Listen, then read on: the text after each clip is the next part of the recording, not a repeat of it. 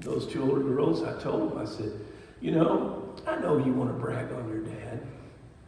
So I'm going to give you something to brag on me about. If you ever hear anybody say about anybody, oh, he just puts his pants on one leg at a time.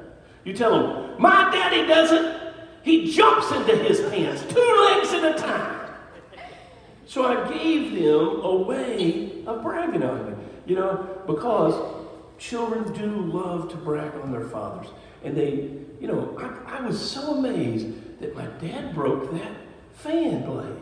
And then it started working. I still don't understand it. I'm not that kind of guy that understands mechanical stuff like that. But for some reason, when he broke off half the blade, turned it on, it started working. And then he put the cover back on, and it was just amazing to me. I was amazed that my dad could do that. I was super proud of my dad. And he worked hard to provide for his family. A father is worse than an infidel, which would be a non-Christian, if he doesn't provide for his family. Now, in Proverbs chapter 1 and verse 8, we're seeing that we're to hear the instruction of the father. So as dads, we've got to give instruction to our children. And the instruction that we give comes right out of God's word. And we're giving instruction to follow the Lord and to do things his way.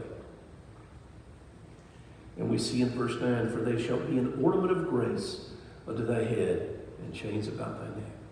So grace is the power and desire to do God's will. And that's what we want. We want this power to do his will. We want this desire to do his will. And really, what we desire is going to determine the path we walk. Where we put our desires is where we're going to walk on those paths. And so we want to conform our desires to desires that God has for us. Notice the law of the mother. So it's the father's job to make sure the children respect the law of the mother. And so this leadership in love but firmness is so important in fathers. And there's great love that fathers have for their children, and we see that in life, in families. So if we look now at Proverbs chapter 25 and verse 11,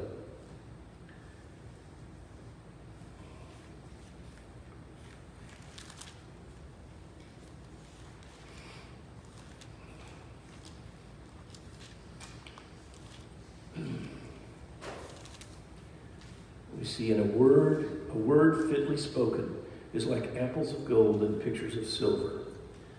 So speaking the right word at the right time into your children is so important as a father.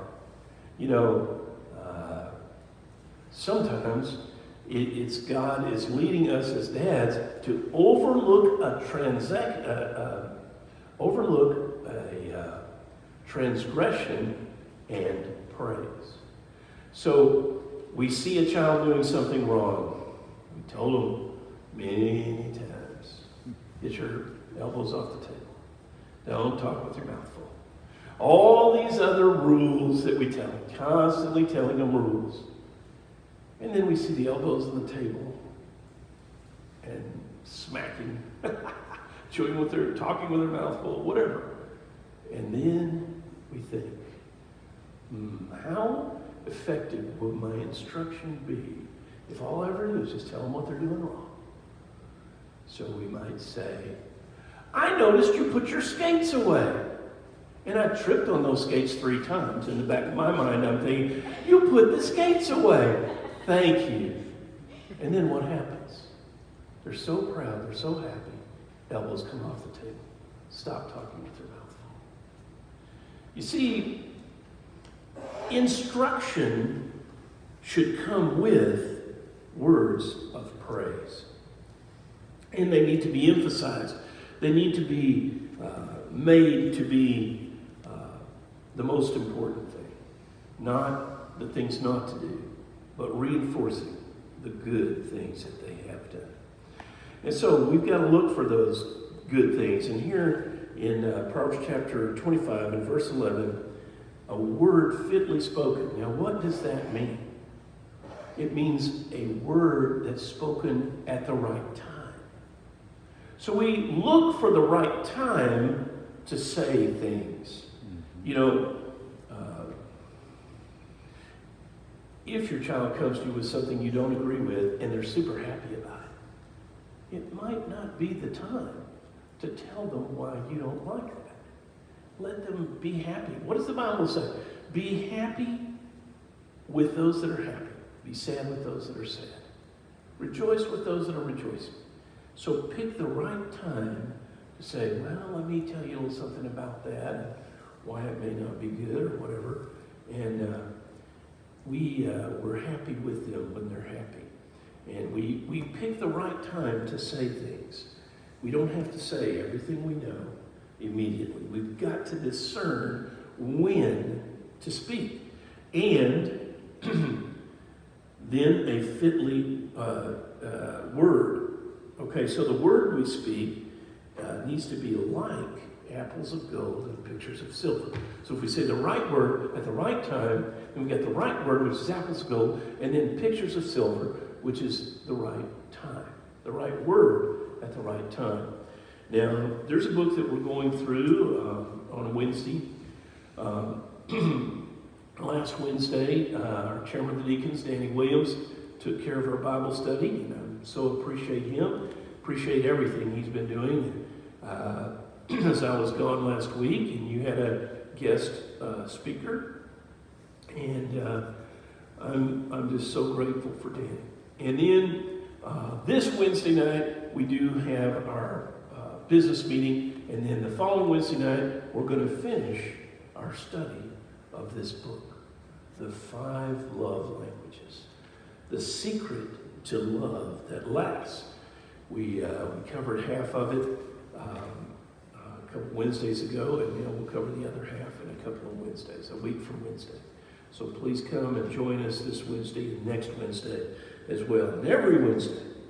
So the language, the words, the 5 love languages. Here's the thing. We all need these 5 languages. We all need to demonstrate love in these 5 ways. And then we also need to recognize that some people have each one of these in a special way. And if we discern what someone's love language is, then we're able to show them love in a deeper way. So the love languages are the words of encouragement that we've been talking about, and warm hugs. Well, anyway, hugs that are, just a feeling, touching and feeling and hugging and showing people you love them by giving them that personal touch. Acts of service, quality gifts, and quality time. So look at your children and think, am I showing them love in all 5 of these ways? And let me discern which way each child wants to that really receives love the best. And so we can emphasize that form of love in their lives.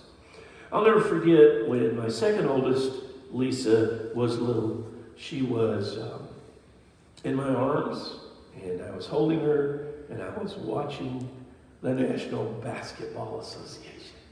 Oh boy, it was getting exciting. And I was scratching her head, and she just loved to be held and touched.